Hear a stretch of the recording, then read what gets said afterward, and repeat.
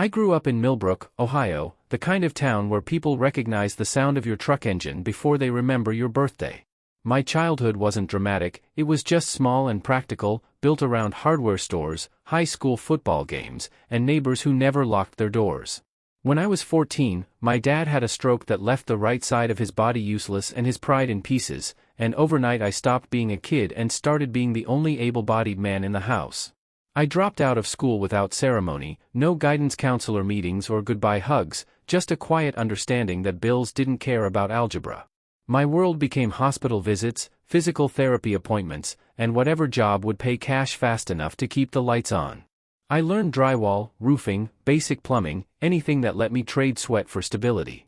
By 16, my hands were already cracked and permanently lined with dust, and by 18 I had accepted that this was who I was going to be. I met Lauren Whitaker when I was 20 and she was everything Millbrook wasn't.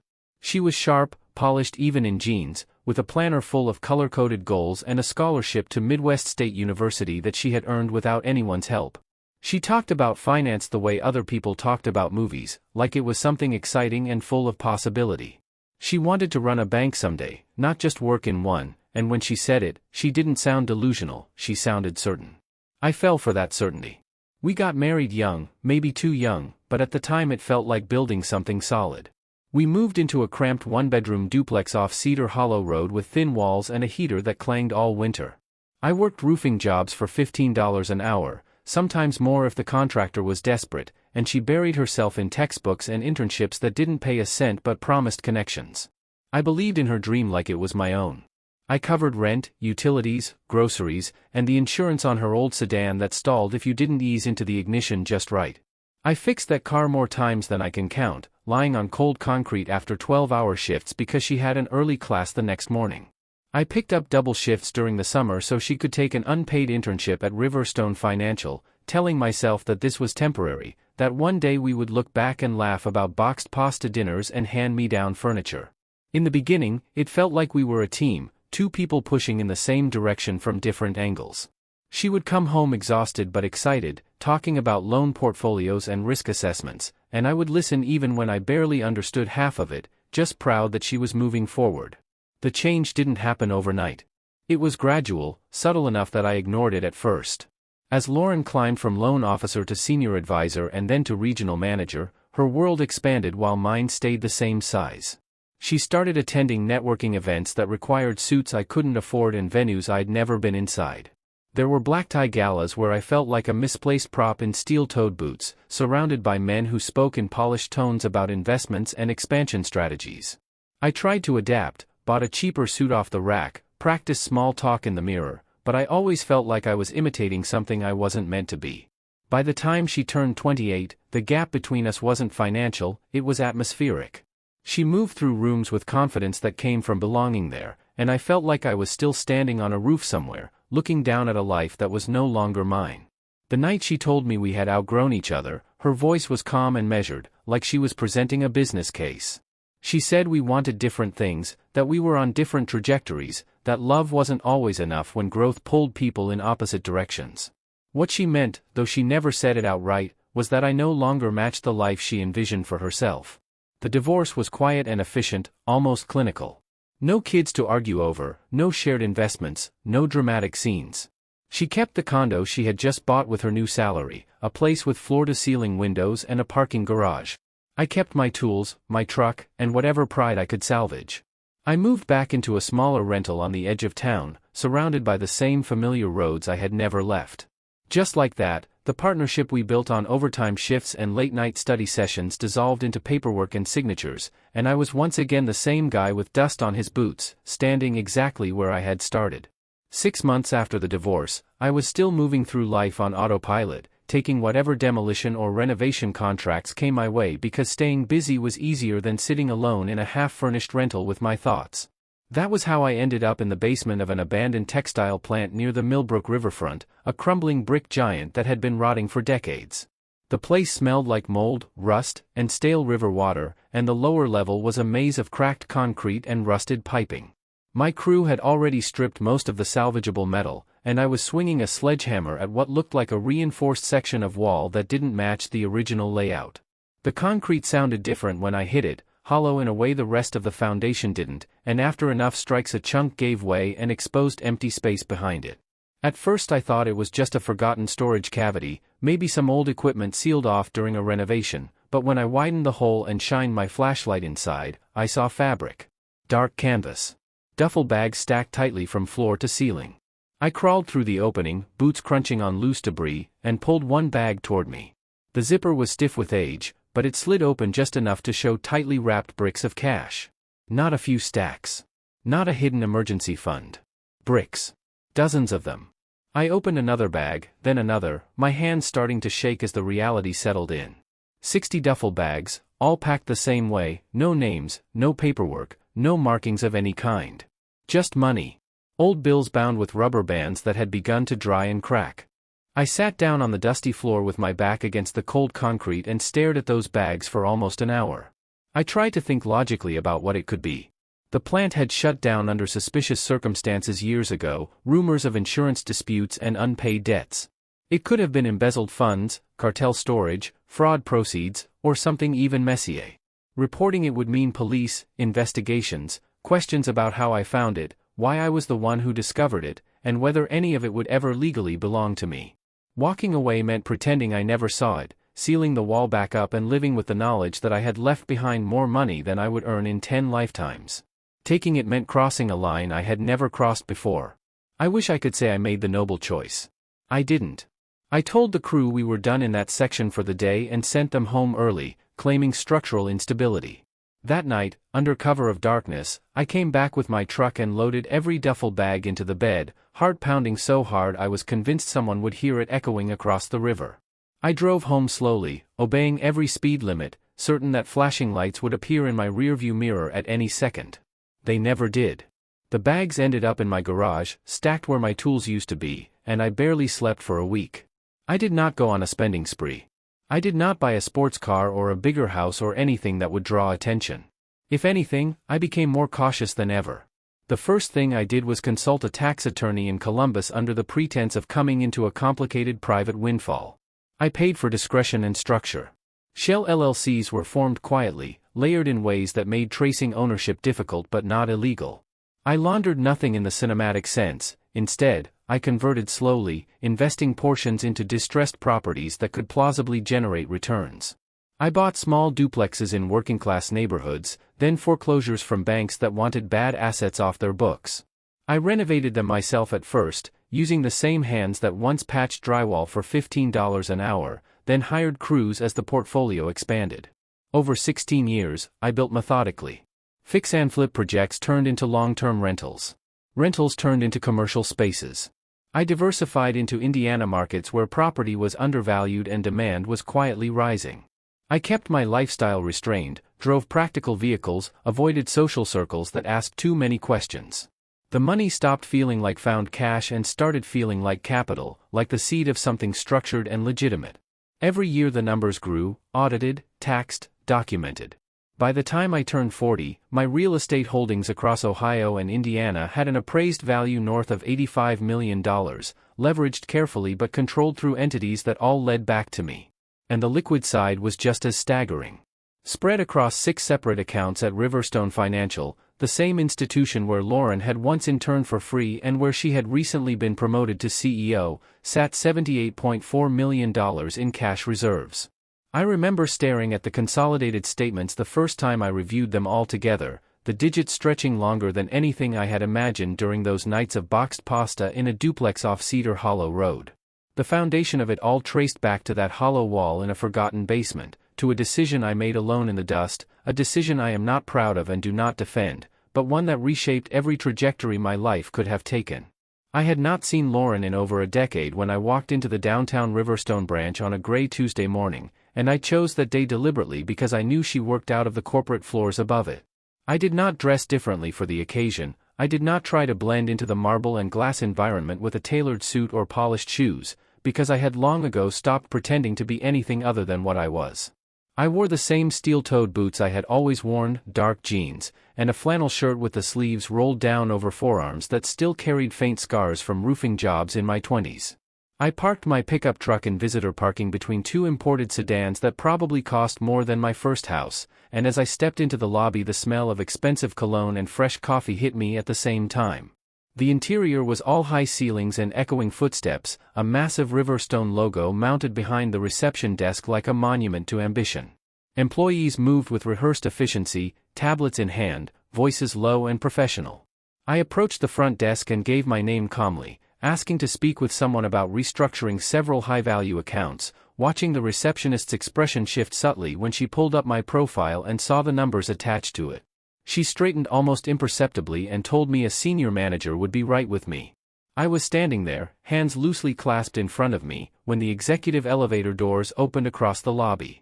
Lauren stepped out first, dressed in a tailored charcoal suit that fit her like it had been designed specifically for the position she now held. Her posture was effortless, confident, the kind of presence that commands attention without raising a voice. Beside her was a man I recognized instantly from business articles and press releases I had read out of quiet curiosity over the years. Brandon Hayes, investment banker, Ivy League graduate, the kind of man whose handshake probably came with a networking opportunity attached.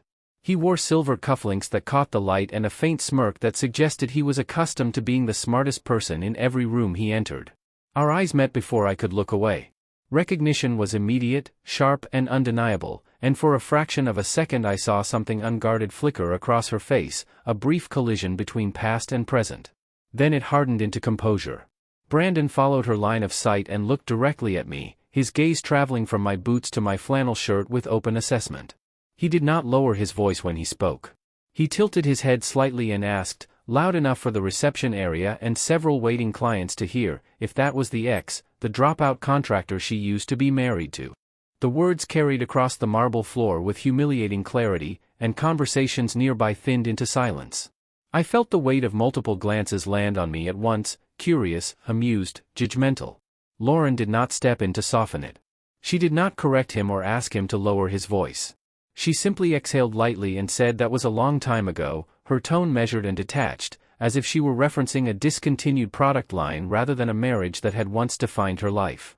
In that moment I understood exactly how she had categorized me in her mind, not as a partner who had stood beside her during unpaid internships and late-night study sessions, but as a chapter that no longer aligned with her brand. Brandon took a few steps closer, the confidence in his stride amplified by the audience he knew was listening. He looked at me with polite condescension and suggested that I might want to find a bank that aligned more appropriately with my tax bracket, as though the building itself might reject someone dressed like me on principle. His tone was smooth, almost playful, but it carried an edge designed to cut. I could hear someone behind me shift uncomfortably, a cough echoing against the high ceiling. I did not argue. I did not remind him that I had accounts in this very institution worth more than most of the properties he likely financed. I did not look at Lauren and demand acknowledgement or apology. Instead I let the silence stretch just long enough to make the moment settle into everyone's memory. Then I smiled, not wide, not defensive, just calm and steady, and told him he was right.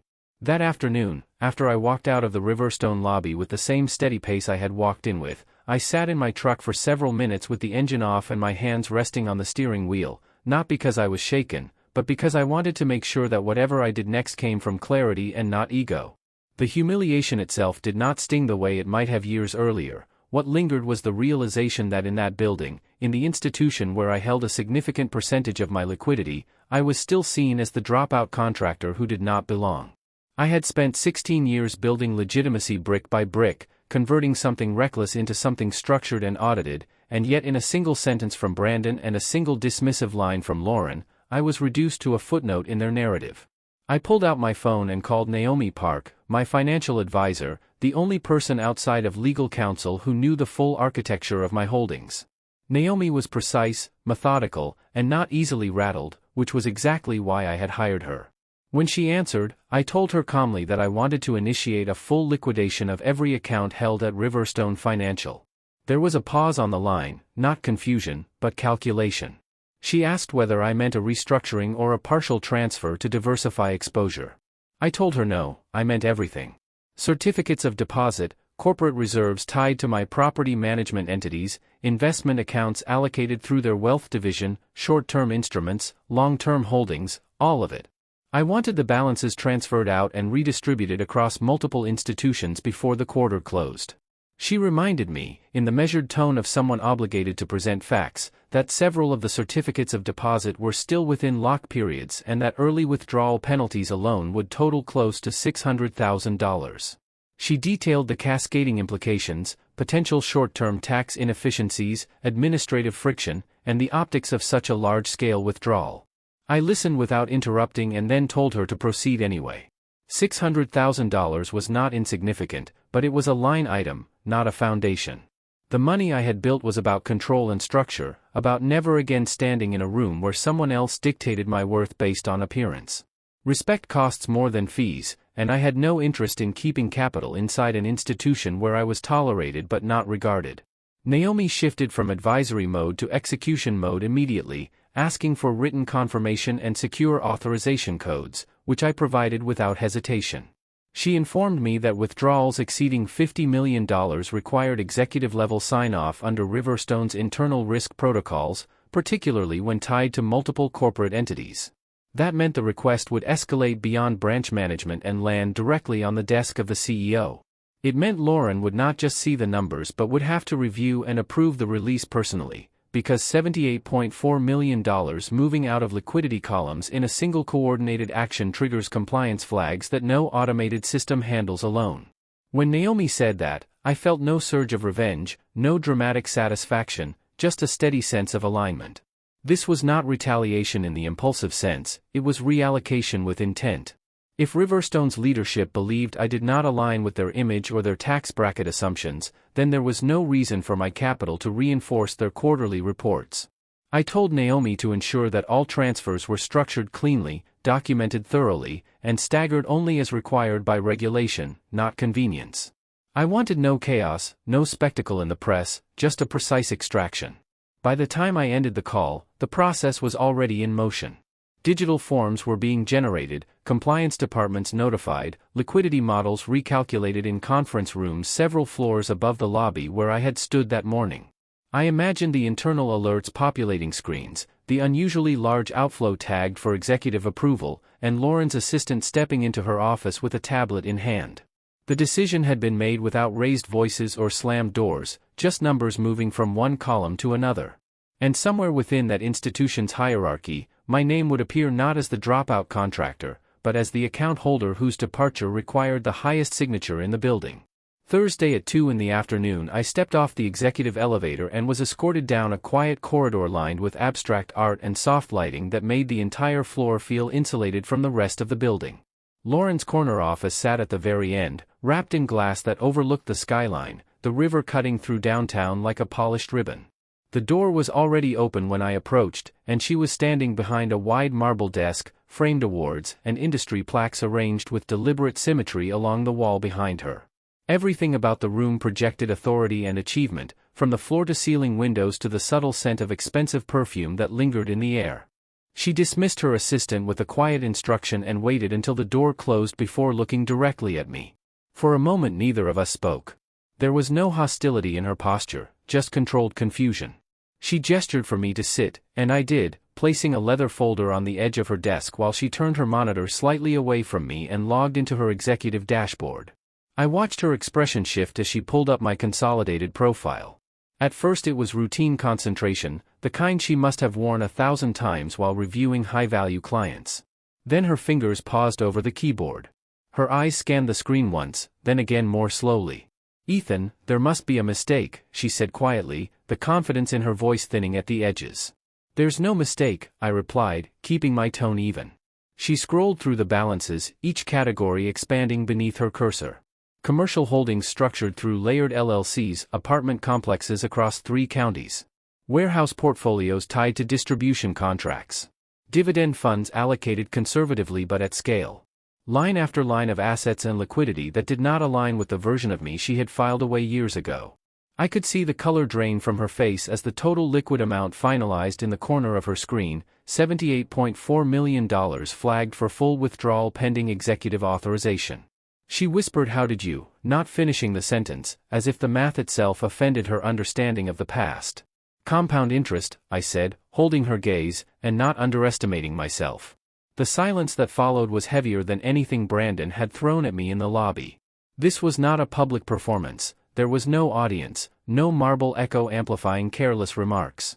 It was just the two of us and the numbers between us. She leaned back slowly in her chair, processing not only the scale of the accounts but the implications of losing them. A withdrawal of this size would ripple through internal reports, trigger board inquiries, dent quarterly liquidity metrics. She knew that as well as I did. "Why are you doing this?" she asked finally, and there was something closer to vulnerability in her voice than I expected. "Because on Tuesday your husband humiliated me in your lobby," I said plainly, "and you let him." She inhaled sharply and began to speak, the words coming faster now, explanations forming in real time. She said Brandon did not understand blue-collar culture, that he grew up in a different environment, that he sometimes spoke without considering context. She said she had been caught off guard, that she had not wanted to escalate a scene in front of clients. The justifications were polished, reasonable on the surface, the kind that might satisfy a boardroom discussion about optics and brand management. I listened without interrupting and then opened the leather folder, sliding the printed withdrawal forms across the marble desk toward her. The paper moved smoothly over the surface, stopping directly in front of her keyboard. "This isn't about culture," I said, my voice steady and unraised. "It's about character." Her eyes dropped to the documents, to the signature lines that required her authorization as CEO for any transfer exceeding $50 million. For the first time since I had walked into the building, she looked unsure not of the numbers, but of the narrative she had built around them. The room that once symbolized distance between us now held something else entirely, a quiet reckoning measured not in emotions but in decisions. I was finishing my signature on the final authorization page when the office door swung open without so much as a knock, the sudden movement breaking the heavy stillness that had settled between Lauren and me. Brandon stepped inside with the same casual confidence he had carried in the lobby days earlier, one hand still on his phone as if whatever conversation he had been having was more important than basic courtesy. He glanced at me first, then at the paperwork spread across the marble desk, and a familiar smirk pulled at the corner of his mouth. "Good," he said lightly, clearly assuming he understood the situation. "He's closing his account." Lauren did not look at him right away. Her eyes were fixed on the figures still glowing on her monitor, and for a second I wondered if she was deciding how to phrase what came next. "All of them," she corrected quietly, her voice tight in a way I had never heard during our marriage. Brandon's expression shifted, the smirk faltering but not fully disappearing. He stepped further into the room, finally paying closer attention to the documents in front of her and the compliance alerts flashing on the corner of her screen. "What do you mean all of them?" he asked, the playful tone thinning. I capped my pen deliberately and placed it down on the desk before answering. $78.4 million, I said, my voice even and unhurried. "Liquid. Being transferred out in full." For a moment he just stared at me, as if waiting for the punchline to land. The smirk dissolved completely, replaced first by confusion and then by something closer to disbelief. His eyes flicked to Lauren's screen, scanning the totals, the entity breakdowns, the internal tags attached to my profile. I watched recognition dawn not gradually but all at once. "You're the Caldwell portfolio," he said, and this time there was no condescension in his tone, only stunned realization. "Yeah," I replied. "The roofer." The word hung in the air between us, stripped of its earlier insult and left as a simple fact. The silence that followed was suffocating, not loud or dramatic, just dense enough to make every small sound in the room feel amplified. The hum of the HVAC system. The faint buzz of Brandon's phone still clutched in his hand. The distant murmur of voices somewhere beyond the glass walls. Inside that office, however, there was nothing but the weight of numbers recalculating in real time. Lauren's composure, so carefully maintained throughout our meeting, began to fracture at the edges. Her hands trembled slightly as she reached for the executive approval forms, the pen hovering for a second above the signature line that would authorize the release. She understood the implications better than anyone else in the building. A withdrawal of this magnitude was not a routine transfer, it was a seismic shift in liquidity, a dent in quarterly projections that would echo into board meetings and shareholder calls. The Caldwell portfolio had been flagged internally as a pillar account, stable, diversified, strategically valuable. Losing it in a single coordinated movement would not go unnoticed. Brandon looked from her to me and back again, as if recalculating not just financial exposure but social hierarchy. The contractor he had dismissed in the lobby was no longer a caricature but the single largest individual liquidity event the bank would face that quarter. He opened his mouth once, then closed it, the absence of something clever to say more telling than any insult could have been. Lauren finally lowered the pen and signed the first approval line. The scratch of ink against paper sounded sharper than it should have. She moved to the next page, then the next, each signature steadying slightly as if muscle memory was taking over where emotion threatened to interfere. With each stroke, internal systems would be updating, compliance flags clearing, transfer requests initiating across clearinghouses and correspondent banks. On screens throughout the finance department, projected figures were adjusting downward, percentages narrowing, forecasts shifting. By the time she placed the pen down for the last time, the decision was no longer theoretical. The funds were in motion.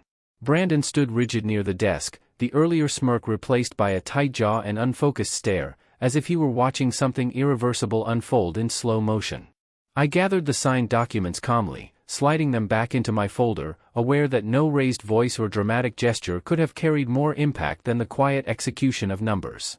In that glass-walled office overlooking the skyline, surrounded by awards and polished surfaces, the atmosphere felt heavier than any demolition site I had ever worked on. Except this time, the structure shifting beneath us was not concrete and steel, but reputation and assumption, and the collapse began the moment ink met paper. The consequences moved faster than I expected, not in dramatic headlines splashed across national news, but in the quiet, controlled language of financial reporting and internal restructuring. Within weeks of the transfer clearing, Riverstone's quarterly earnings report was released, and buried within the polished summaries and carefully worded statements was a line item that analysts immediately fixated on: a catastrophic asset withdrawal under current executive leadership. $78.4 million in liquid capital leaving at once was not something that could be softened with optimistic projections. Investors noticed. Board members noticed. Market watchers noticed. What had happened in a glass-walled office on a Thursday afternoon began echoing through conference calls and shareholder briefings. I did not gloat, and I did not reach out to anyone inside the institution to ask how it was unfolding, but in finance, information travels quickly when the numbers are large enough. A contact of mine who specialized in commercial lending mentioned that Riverstone's liquidity ratios had tightened abruptly. Another acquaintance forwarded an analyst note questioning strategic oversight at the executive level. The narrative was careful but pointed. Large-scale withdrawals typically suggest instability, loss of client confidence, or leadership miscalculation. The board demanded explanations, and explanations in that environment are rarely personal, even when the catalyst was. Brandon's name surfaced first in quiet conversations. He had been closely involved in high-value portfolio relationships, and though no official statement connected him to anything improper, I learned that he was reassigned to a regional branch in Arizona, a move framed publicly as an expansion opportunity but understood privately as distance. Transfers like that are rarely promotions when they follow turbulence. His social media, once filled with skyline views and charity galas, shifted to desert sunsets and carefully neutral captions. The smirk I remembered from the lobby seemed, at least from the outside, to have disappeared.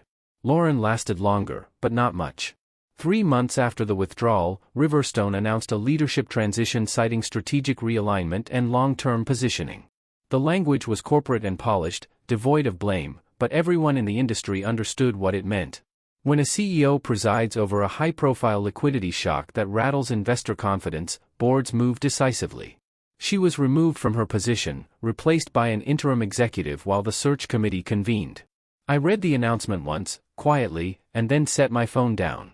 There was no triumph in it, only a sense of inevitability. A few weeks later, I received a formal letter on heavy cream stationery bearing Riverstone's embossed logo. It was signed by the new leadership team and expressed regret over my recent experience, emphasizing the bank's commitment to respect, inclusivity, and long-term client relationships.